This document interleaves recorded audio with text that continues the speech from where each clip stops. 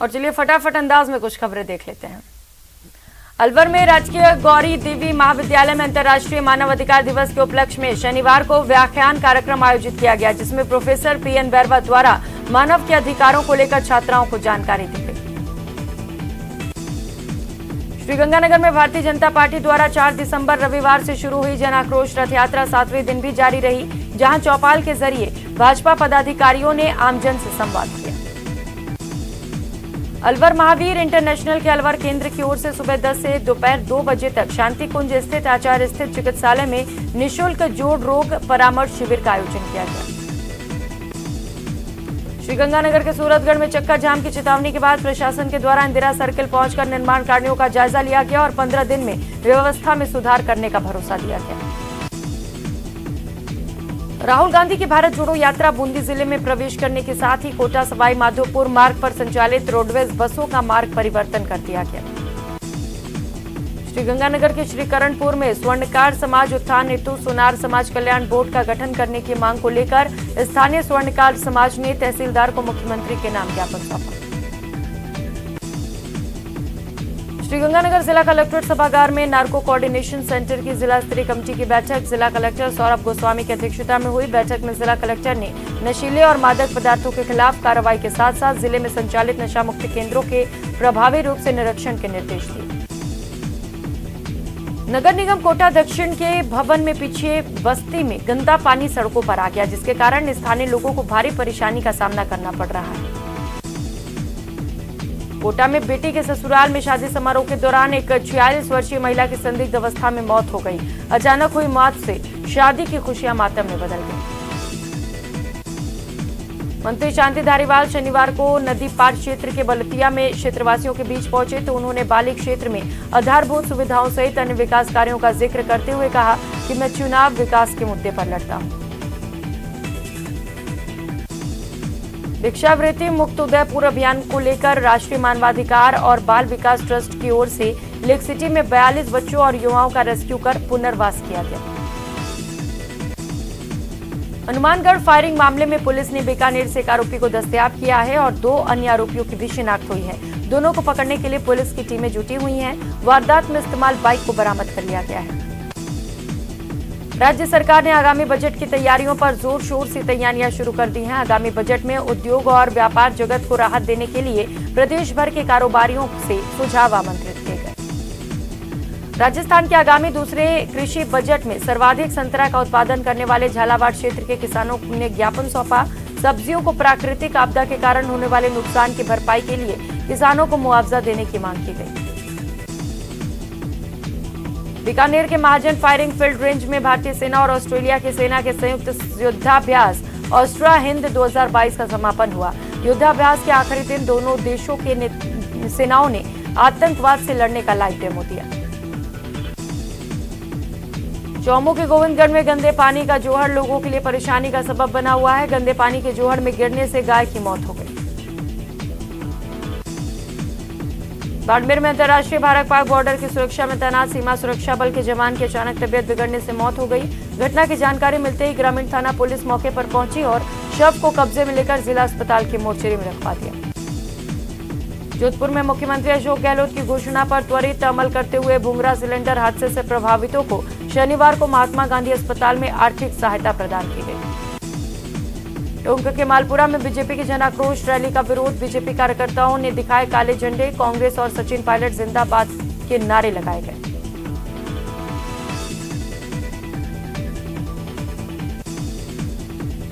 और चलिए रुक कर लेते हैं इस बीच एक बड़ी खबर का कोटा से। ये बड़ी खबर है वन रक्षक भर्ती परीक्षा को लेकर। इस वक्त ये बड़ी खबर आपको बता दें, आज वन रक्षक भर्ती परीक्षा का आयोजन किया जाना है। 36,000 से ज्यादा परीक्षार्थी आज परीक्षा देंगे। शहर के 56 सेंटर पर 2 पारियों में परीक्षा का आयोजन किया जाना है। परीक्षार्थियों को परीक्षा के लिए सेंटर पर 1 घंटे पहले पहुंचना होगा। परीक्षार्थियों के लिए रोडवेज की अतिरिक्त बसें भी लगाई गई हैं। तो 36,000 परीक्षार्थी हैं जो आज इस परीक्षा में पहुंचने वाले हैं। 56 सेंटर्स पर इस परीक्षा का आयोजन किया जाना है। 2 पारियों में ये परीक्षा आयोजित की जाएगी। बता दें कि गाइडलाइंस जारी कर दी गई हैं कि जो परीक्षार्थी हैं उन्हें केंद्रों पर परीक्षा से 1 घंटे पहले पहुंचना है। जिससे कि जो तमाम फॉर्मेलिटीज हैं वो पूरी की जा सके।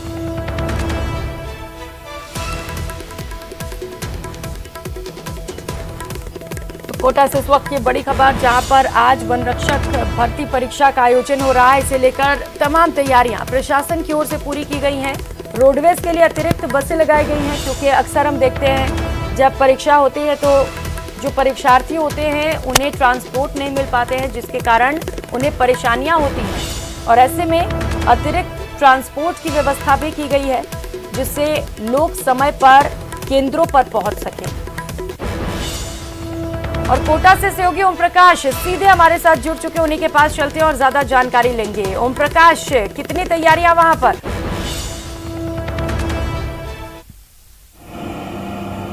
देखिए, जिला प्रशासन द्वारा वन रक्षक भर्ती परीक्षा को लेकर तैयारियां पूरी की जा चुकी है और पहली बार ये कहा जा सकता है कि इस बार करीब 1 घंटा पहले परीक्षार्थियों को परीक्षा के सेंटर पर पहुंचने के लिए पाबंद किया गया है। और उसके बाद जब 9 बजे के बाद में परीक्षार्थियों को एंट्री नहीं दी जा रही है।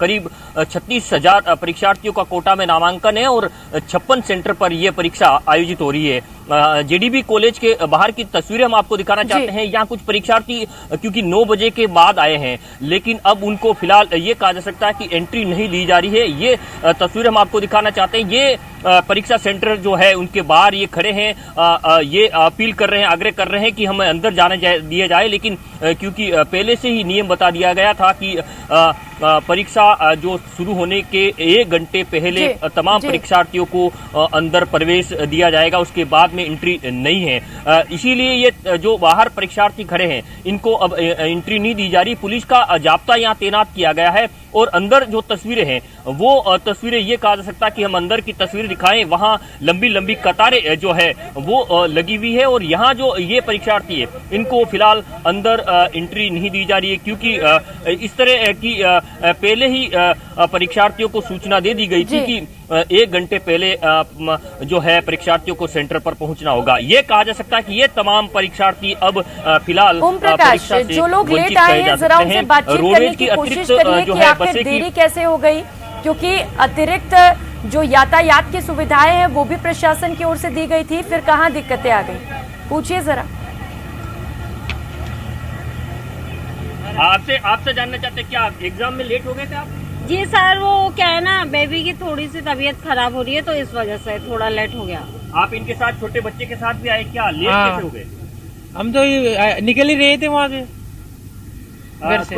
पुलिस अधिकारियों से भी जानना क्या प्रयास करते हैं, क्या मैडम लेट आने वालों को? हमारा काम नहीं, हमारा काम है कानून व्यवस्था बनाने का। ये आपसे जानना चाहते हैं, आप क्या लेट आए? सर आज है ना हमारे गांव में लेट आई बस ही, तो लेट होगी, बस भी यहीं लेट पहुंचाई। 9 बजे 8 साढ़े 8 बजे पहुंचाने, 9 बजा दी बस ने। तो आप देख सकते हैं कि यहाँ जो परीक्षार्थी लेट आए हैं उनको फिलहाल एंट्री नहीं दी जा रही है और ये तमाम जो परीक्षार्थी हैं अब परीक्षा देने से ये कहा जा सकता है कि वंचित रह रहे हैं। हालांकि पुलिस का जाब्ता यहाँ तैनात किया गया है, लेकिन उनका कहना है कि हमारा सिर्फ सुरक्षा व्यवस्था बनाने का जो है काम है और परीक्षा में सेंटर पर एंट्री देना या न देना ये है जो आयोजनकर्ताओं का काम है। लेकिन ये कहा जा सकता है कि फिलहाल शहर के तमाम ऐसे सेंटर हैं जहां इस तरह की तस्वीरें देखने को मिल सकती हैं, जो परीक्षा देने के लिए दूर दराज से सुदूर अंचल से आए हैं, अपनी अपनी व्यवस्था करके आए, लेकिन उनको फिलहाल एंट्री नहीं दी जा रही। क्योंकि कई बार ऐसा होता है कि थोड़ी देर पहले बुलाया जाता, लेकिन इस बार 1 घंटे पहले बुलाया जाए। 10 बजे से परीक्षा शुरू होने वाली है, लेकिन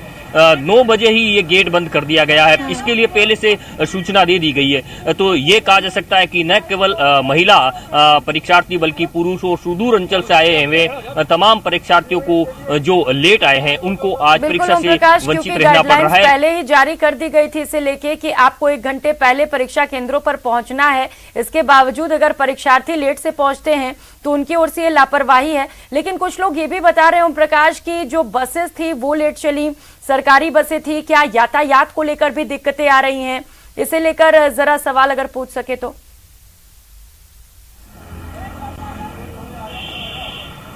देखिए, परीक्षार्थियों को तो यहाँ से खदेड़ दिया गया है, लेकिन जी। ये कहा जा सकता कि सबकी अपनी अपनी जो है समस्याएं हैं, परेशानियां हैं, क्योंकि ज्यादातर परीक्षार्थी हैं जो सुदूर अंचल से आए हैं, दूर दराज से आए हैं, क्योंकि हर जगह ये सेंटर नहीं कहे जा सकते। और लेकिन ये इतना कहा जा सकता है कि जो परीक्षार्थी लेट आए हैं वो परीक्षा से आज वंचित हो रहे हैं और उनकी अपनी अपनी समस्याएं हैं वो कही जा सकती है। उनका कहना है कि जो रोडवेज की बसें हैं वो समय पे नहीं मिल पा रही थी, साधन नहीं मिल पा रहे थे, सर्दी का समय था, कुछ महिलाएं आई जो बिल्कुल छोटे से बच्चे को लेकर आई हैं, उनकी अपनी अलग समस्याएं हैं, तो कुछ अपने वाहनों से आए हैं तो उनकी भी समस्या है। लेकिन ये कहा जा सकता कि आज जो 1 घंटे पहले के लिए जो पाबंद किया गया उसका खामियाजा उन परीक्षार्थियों को भुगतना पड़ेगा जिन्होंने समय पे इस मामले में ध्यान नहीं दिया और वो 1 घंटे समय पे सेंटर पर नहीं पहुंच पाए।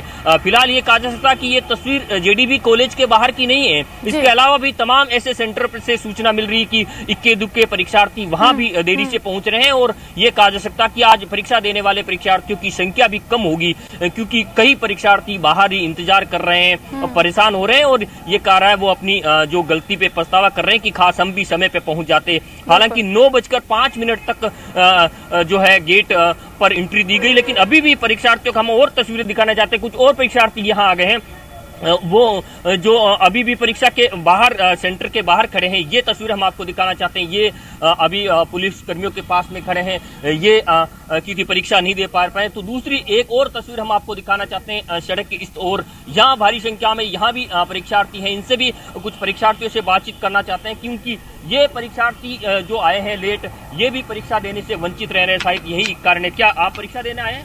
Yes sir. क्या रहा? हम इतना दूर से आए हैं, 110 किलोमीटर कवाई खोलू खेड़ा से हूँ मैं। अब जैसे ही निकला मैं तो वो टाइम मतलब इतना अभी ज्यादा हुआ नहीं, फिर भी इतने सारे विद्यार्थी जो यहाँ हैं। हाँ यस सर। तो अब परीक्षा नहीं दे पा रहे? नहीं दे पा रहे सर, अभी 10 मिनट लेट हुई, इसमें मैं बाहर निकाल दिया सबको। क्या होता है आप बताएं। हम 110 किलोमीटर दूर से हैं, झालावाड़ जिले से, कानपुर से, और 10 मिनट लेट हैं, इस वजह से हमें परीक्षा नहीं देनी चाहिए। तो देखिए, ये तमाम जो परीक्षार्थी हैं, जो तस्वीर हम आपको दिखाना चाह रहे हैं, ये तमाम परीक्षार्थी हैं परीक्षा देने से वंचित रह गए। 10 जबकि दूसरी ओर एक और तस्वीर है जिनमें महिला परीक्षार्थी भी हैं काफी संख्या में, और ये महिला परीक्षार्थी अपने छोटे बच्चों के साथ आए, ये भी परीक्षा देने से वंचित रह गए।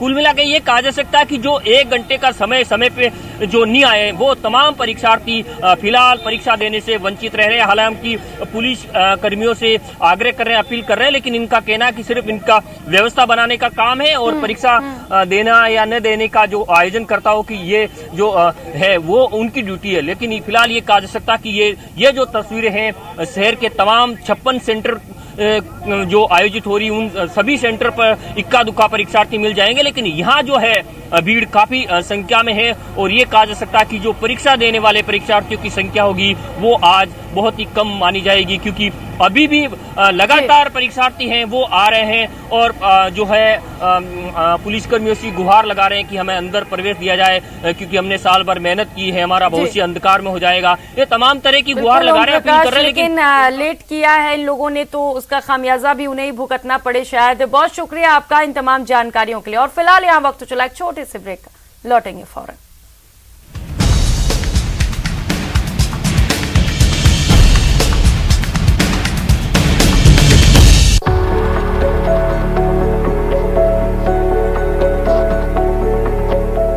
यात्रा से बढ़ा राहुल का मान।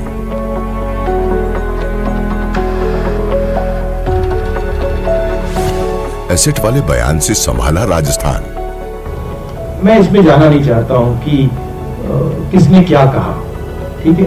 ये दोनों नेता कांग्रेस पार्टी के एसेट्स हैं। कांग्रेस की है उम्मीद और शान।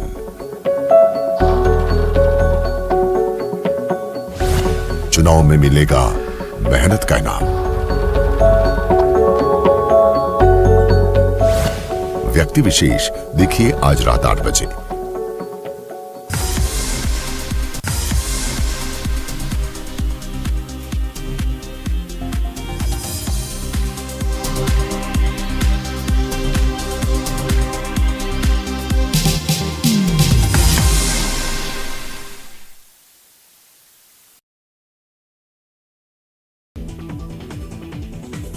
जयपुर के बगरू इलाके में खेतों के बीच बनी प्लास्टिक स्क्रैप से टुकड़ी बनाने वाली फैक्ट्री में अचानक से आग लग गई और इस आग से फैक्ट्री में रखा सामान जलकर खाक हुआ है। बताया जा रहा है कि ग्राइंडर से स्क्रैप काटते समय निकली एक चिंगारी से यह आग लगी।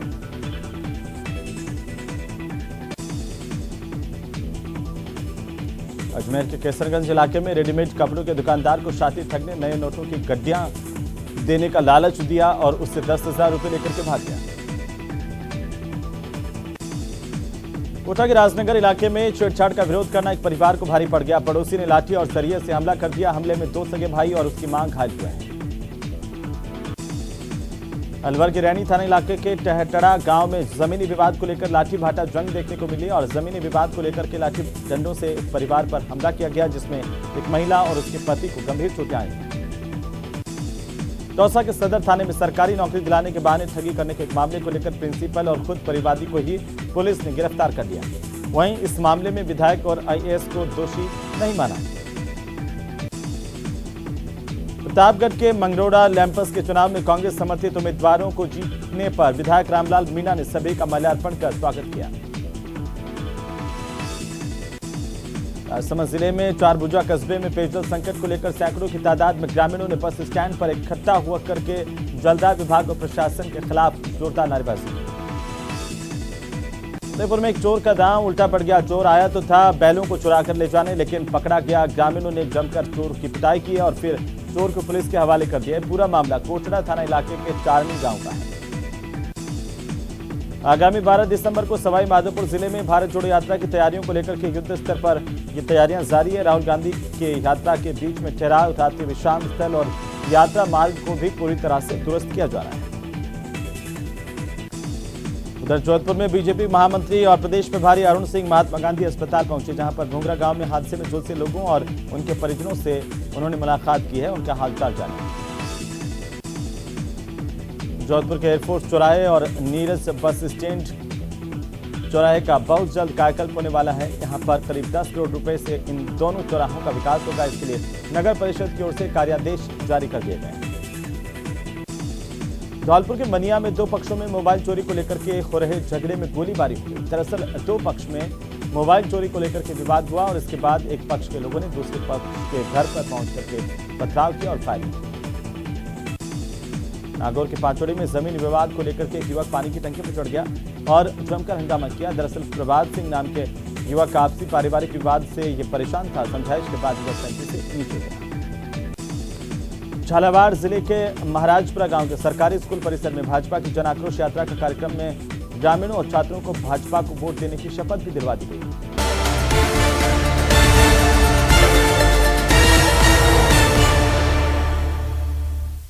ब्रेक के बाद आप सभी का स्वागत है। खबरों में आगे बढ़ेंगे। अलवर में राहुल गांधी की भारत जोड़ो यात्रा की तैयारी जोरों पर चल रही है। राजस्थान में राहुल गांधी की भारत जोड़ो यात्रा धीरे धीरे आगे बढ़ रही है। ये यात्रा अलवर होती हुई हरियाणा में प्रवेश करेगी।